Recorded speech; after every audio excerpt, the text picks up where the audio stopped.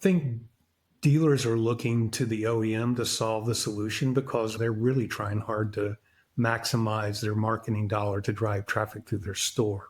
So I think they look at the OEM to solve that problem. And maybe it's more of a collective thing where we pull the dealer network into those solutions as well. Whether you're going to market through dealers, distributors, or some other partner channel, the mediated sale is complex. We call it B2B to X. But the leaders in the industry are the ones who are making it look simple. I'm John Goff. And I'm Kyler Mason, and this is Why You Win, presented by Element 3. Our episode today is with Ron Luttrell. Ron comes to us with deep background in the motorcycle industry, serving as a vice president of sales and dealer development at Royal Enfield, and before that at Zero Motorcycles. He's been around motorcycles for a long, long time, and he knows what it takes to sell them and to get people excited about them. And our conversation was really interesting because it dives into how are we going to grow not only individual OE sales, but really the industry as a whole. How do we make the pie bigger and make more people interested in motorcycling? Ron's got some great ideas. He's seen some good things work historically in motorcycles and also in adjacent industries and outdoor recreation. I hope you enjoy the conversation. Ron, it's really great to have you on the show. Thanks for coming on today. Thanks for having me. It's going to be a real pleasure. We connected a couple months ago at AIM Expo, and that's a powersports show that I'm sure you've been going to for years and years. But what I want to hear from you first is what's happening right now in powersports and motorcycles in particular that's just like the most interesting thing to you. I think there's a couple of things that are pretty pressing in the motorcycle space right now. First of all, tariffs have got everybody kind of freaked out. How are we going to navigate this landscape, right? And none of us know the answer to that because it's not landed yet. We have no idea what this is going to end up.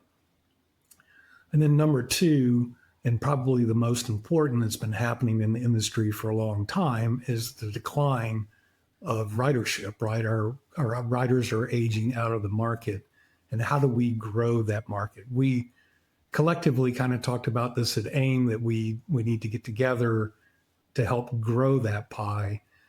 And it's time for us to take action instead of just talking about it. Because through the course of my career since 2008, I've been sitting in conference rooms having that very conversation about how do we grow ridership.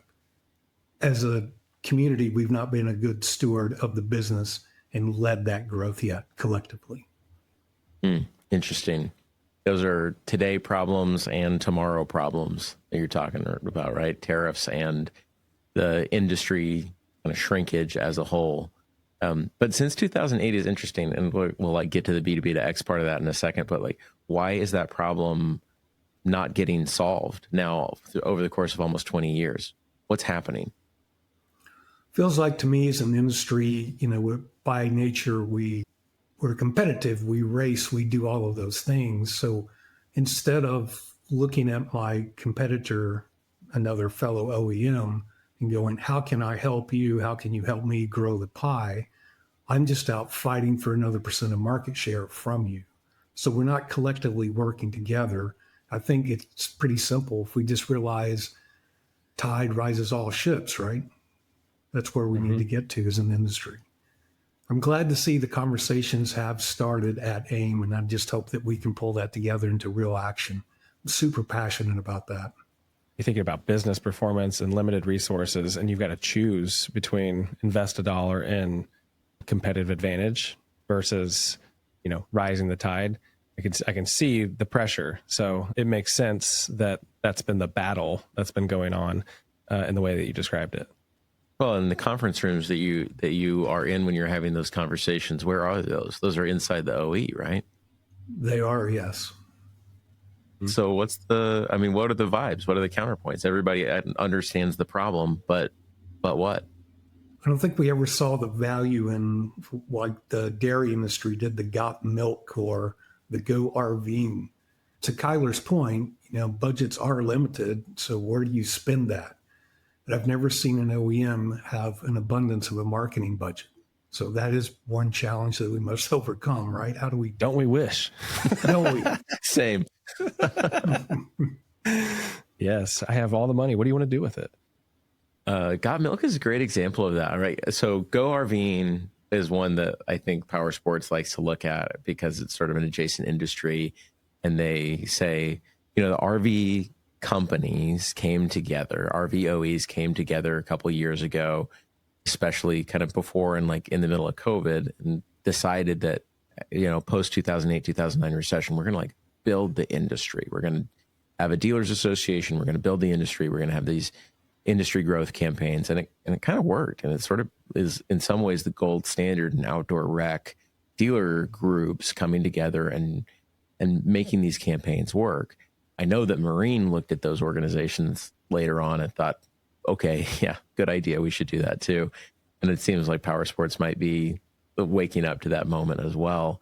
But the lobbying that goes into Got Milk, or like the other kind of industry work that has to go into both legislation and promotion and advertising and brand awareness and all these things, it's very multifaceted. If you could wave your magic wand and fix that problem, what does that? If we got all of the OEMs to the table with that plan to move that forward, and we're all going to have to step up and sponsor that in some way. Have you guys seen the recent campaign from Go RVing? I think it's just like right in line with moving the industry forward. There's, I think, different vignettes of the pains in travel when you're going through the airport and you've got your kids on the plane. I have seen and this. Then it's just, they do a really good job. Kids are complaining. They're like, iPads are dying. They are, they're being kids. I don't remember how they pay off the ad, but it's obviously like, why would you do this? You should go RVing or go camping. So it's a nice play on the pains of the alternative. Ron, why aren't people riding? Why has it been in slow decline for 20 years? I saw a survey about why youth aren't riding motorcycles. I think it was specifically slanted at millennials, and they gave the top 10 answers. But I think this goes on to Gen Z as well. The top 10 answers really weren't 10. There were 2, and it was safety and convenience. I think there's another place that as an industry, we could, if you look at how safety gear has improved over the last 10 years, last 5 years has been really significant. And we don't talk about how safety gear has improved and that motorcycling is significantly safer than it was 20 years ago. That's why it keeps me from it, to be honest, safety. I had a bad crash on a moped when I was a kid, and now, adult, family, kids, just even that memory is like scares the shit out of me. No idea about the safety gear is improving like significantly. Yeah, I mean, you can even buy a full air suit today. So within nanoseconds, if you're ejected from your motorcycle, it blows up and it reduces broken bones, if you will, and severe injuries. So we don't talk about that as an improvement. And then if you look at motorcycles themselves with all of the traction control and ABS and how that's improved, it's significantly safer on both sides of that, both from the motorcycle itself and the gear. Increased safety and convenience is the other thing. Like not convenient to get around, not convenient to carry your stuff around. Is that the idea? Yeah, it's convenience of how do I get my laptop to work with me. We also don't talk about all the accessories and how convenient you can make a motorcycle with panniers and top boxes and those kind of things. I think the convenience part is probably significantly the lesser concern over the safety. How does that break down between like a daily driver versus like a weekend enthusiast versus like a, off-road kind of thing? Do you have a clear sense of where that market is changing, or is it just across the board? I think the decline is most significant in the road going piece, right? And so within that, there are several segments that break down. Dirt bike saw an off-road motorcycle saw a big surge, especially during COVID. Families for a change were out riding motorcycles together. Another trend I've seen is the ADV market has really grown, but it was growing at the same time the sport bike market was starting to decline. And what I think happened is that customer got to a point where I can't ride in that position anymore. My back hurts. I'm getting old, whatever it is. I'm not comfortable. So they gravitated to ADV bikes. The good news is in 24, the sport bike segment started growing a little bit. That does mean we are starting to attract a younger rider. I think that's what that means. Do you have data? Do the OEs have data about the age of those riders as they're coming in? OEMs have the data, right, from registrations and that kind of thing. But again, we don't share that, so we don't know what it looks like as a total industry thing. That's the challenge, right? You know, you've been working in sales and dealer development for over 10 years, a long time. In that position at the OE level, when you're working through the dealer and you're consulting with them on these questions that you've had for a long time and you've been working on, what's the relationship like within your own dealer channel? I think dealers are looking to the OEM to solve the solution, because if we talked about the marketing budget size for an OEM, think about 2 steps back at the dealer level, and their budgets are even smaller. So they're really trying hard to maximize their marketing dollar to drive traffic through their store. So I think they look at the OEM to solve that problem. And maybe it's more of a collective thing where we pull the dealer network into those solutions as well. And if we extrapolate that across OEs and the dealer network, now we got a much larger budget to work with.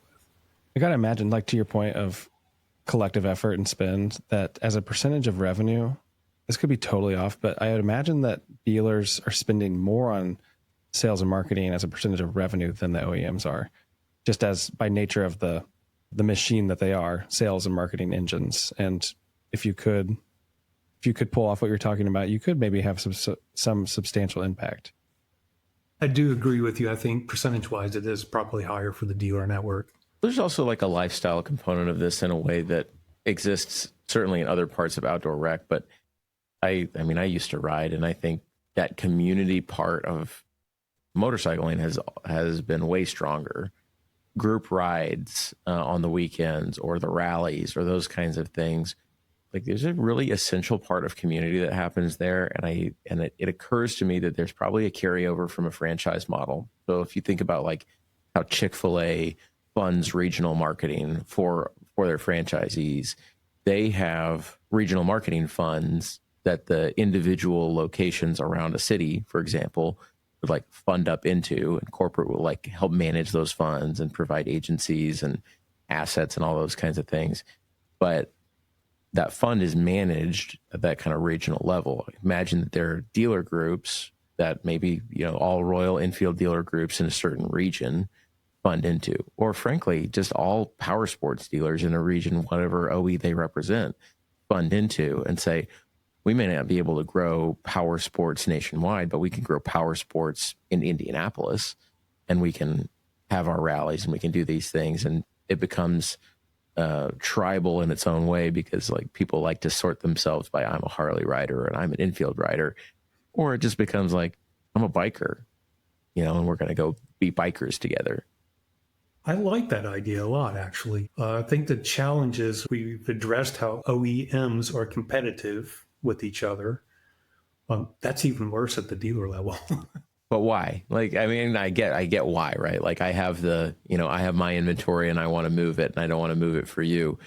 But when we're talking about growing the industry, when we're talking about growing enthusiasm for an activity, and we're back into this like rising tide lifts all boats, I just can't help but think the people that we're talking about are people on motorcycles, and people who are motorcycle aware and motorcycle curious. They'll see the ad campaign, and ad campaigns are great, but what's even greater is seeing your neighbors out having fun and driving by a big rally and feeling welcome at that rally. And it's not like rallies were, 30 or 40 years ago that were scary. And industry grows by attracting people like, Kyler and I, who have kids and are afraid to put them on a motorcycle because they're going to want to grow up riding a motorcycle. How do you like convince us that can be a safe and fun and different kind of thing than what's in our imagination? I mean, I think part of it is that, like I said, that safety gear education. I think it's just having these conversations. Both of you have concerns about your children riding motorcycles because they'll grow up riding them. If you get good training, right, and you have your children trained on motorcycles at a training school, you significantly reduce any of those potential outcomes that are your possible fears, right? But I have boys and they are dumb. I was a teenage boy. I remember how dumb we were. I think there's a component of this too that I think you're hitting at, John, too, is like to rise the tide, something cultural has to change too. And it's probably addressing fears and issues and opportunities, but there's trends that I think can be created and manufactured by way of collective brainstorming and thinking that I do think could help on that front too. What will be cool, what is cool, what will continue to be cool. I think those things can overcome challenges. And I imagine that's a big part of what needs to be in place to help solve this problem too. In the industry, we've solved this once before. I'm kind of a data geek in some ways, so I went back and plotted motorcycle sales for 100 years on the North American market. And if you look at where motorcycling was in 1959, we were terrified of motorcyclists, right? They were the bikers. It was Hollister, the wild one. So there was a perception that motorcyclists were all those bad biker Hell's Angels types. And there were about 3,000 motorcycle dealerships in the US at that time. Most of them were part-time dealers, and they were kind of more basically a repair shop, or just to hang out for the biker gang is what they really were. Everybody went there, drank beer, and told war stories. And that had a horrible perception. And if you look what happened in 1960 with Honda, and they created Meet the Nicest People on a Honda, and then Sears and Roebuck got back into the motorcycle business and had motorcycles in their stores. Now, all of a sudden, college kids are riding motorcycles. My neighbor's riding them, right? These are people in my community. So we overcame that once before. I don't know if we'll ever come up with another campaign like that one, but I think we can solve the problem. Looking back on your experience working with dealers, working through the channel, a place of friction across all of the industries that we think about and talk about, and how do you get a dealer to represent the product that I'm trying to sell in an effective way, in a well-positioned way, effectively against the other maybe competitive products that are on their lot or in their store? How do I get them to behave a certain way? Frankly, like ultimately at the end of the day, I'm going to try and enable my channel, and I'm going to try and drive a certain type of behavior. Is the same thing that we're doing at a consumer level. I'm trying to drive a certain type of behavior and produce an incentive to get somebody to do a thing that, hopefully is in their best interest, something they want to do anyway, but just pick me to do it for you instead of somebody else. There's got to be a good corollary here, right? About the things that we are good at in terms of professional communications and sales through the channel into the consumer that has a direct application here. So I'm wondering, really, Ron, like looking back over your experience doing that, what has been the most effective tool in your tool belt for getting a dealer to come over to your side and get them to understand that what you're asking is really in their best interest? You have to turn them into advocates for the brand, right? There's two approaches that OEMs take, and I've been fortunate enough to see from both sides of this. There's the OEM who goes in and these are the 15 things that you do. You're going to spend $100,000 on your store design. You're going to, all these tick marks. And that's tied to usually some back end money as an incentive for the dealer. So that's one motivator. And then there's the other philosophy of going in and go, I do need this representation for my brand in your store. And then I want to be the easiest OEM you have to do business with. And you turn that dealer principal and sales manager and sales team into advocates for the brand. So those are two ways I kind of think being the easiest to do business with and turning those dealers into true advocates for you has far more benefits than going in with here's your command list. Is there a face or a person that comes into mind immediately as you're describing that philosophy? Like, what was the best partner you had on the other side of the fence to make that work when you were living that perfect version of that world? I walked into a store one day and performance was subpar from where it should be in the marketplace. place for a brand I worked for. And I met with the dealer principal and the general manager of the store and wasn't really getting any traction.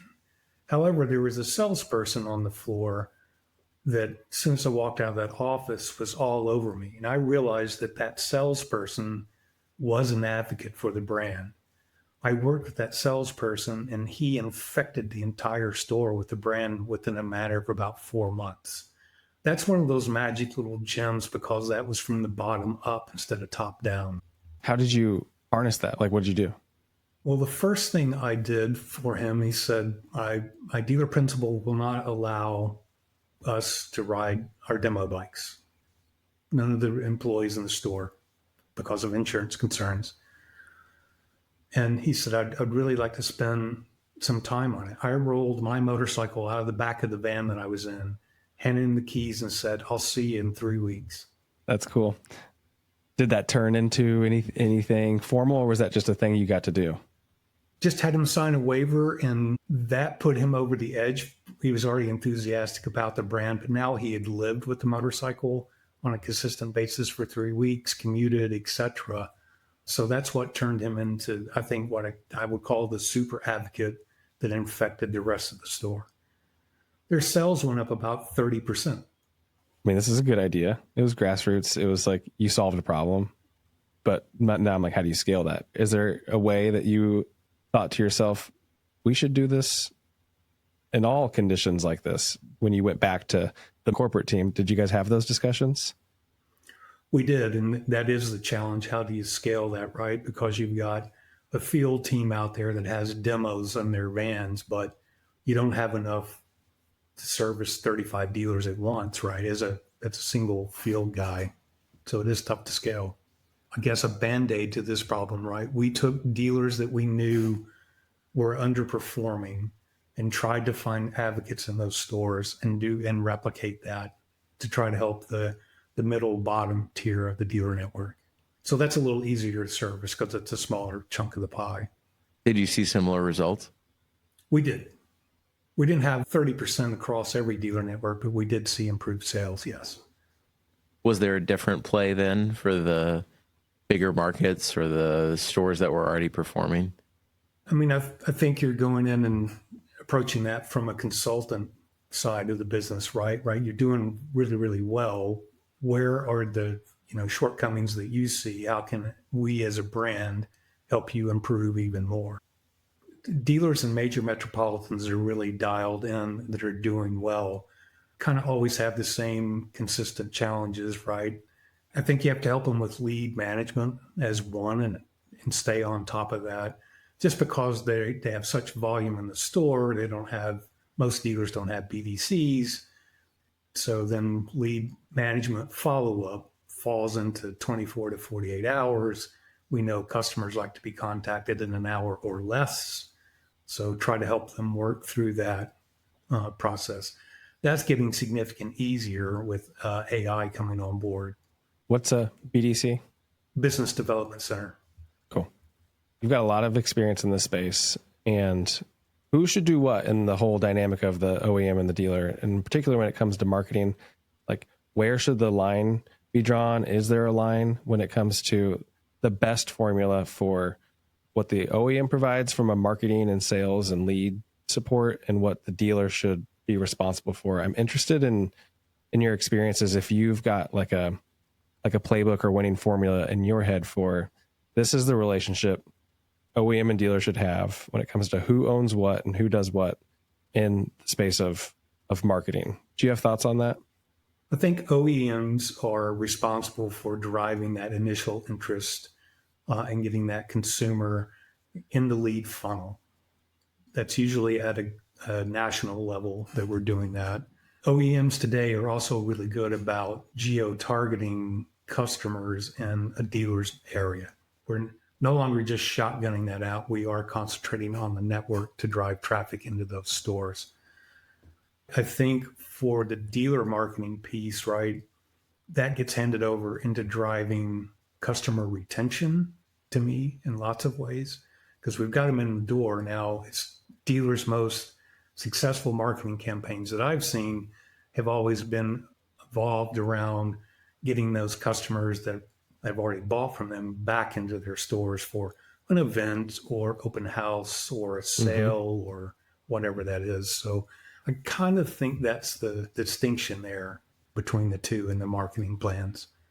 You mentioned the OEMs doing like, geo-targeting campaigns in a dealer's area. And we've seen collisions in like spend. So the dealer will be doing the same thing. They'll be spending money on their own local marketing, their own keywords. The OEM will be doing the same thing. They're effectively driving up their costs. Have you run into that or seen ways to navigate through that so it's not so inefficient? Yeah, I think one of the things, and there are a few brands out there doing it, but I think collectively that's something that we should do as an industry again. OEMs are not always good about sharing that marketing plan in advance to the dealer network. If we shared that plan in advance, it would allow the dealer to market based off of that campaign, but reach more people, if that makes sense. It does. Make the dollar go further, make it more efficient, layer it in where there's gaps in the OEM's plan, all that kind of stuff.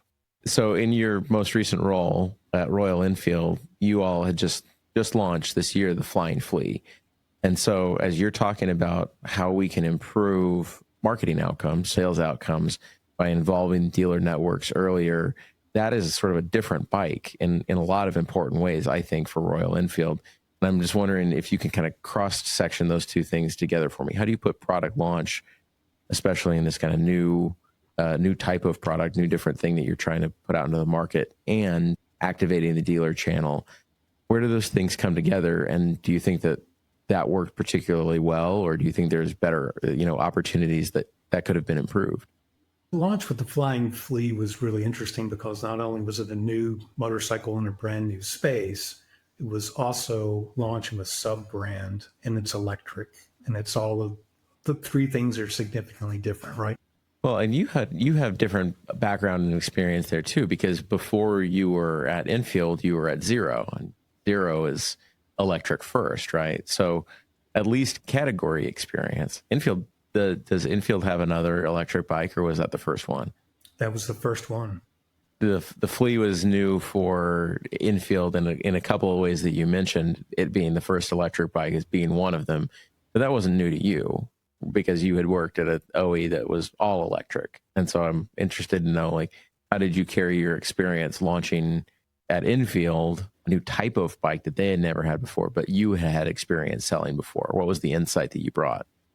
When it comes to selling, the electric space, I think, has made some critical errors over history, right? And I think it starts with the Nissan Leaf when they came out and pounded our chest, hey, we got a 77-mile range. Well, in reality, you just told that person, you've given them anxiety. 77 miles? I drive more than 77 miles. I mean, for Christ's sakes, I live in Atlanta. I'm in a car 4 hours a day. Of course I drive more than 77 miles. Reality is no, we sit in traffic 4 hours a day. We don't drive 77 miles.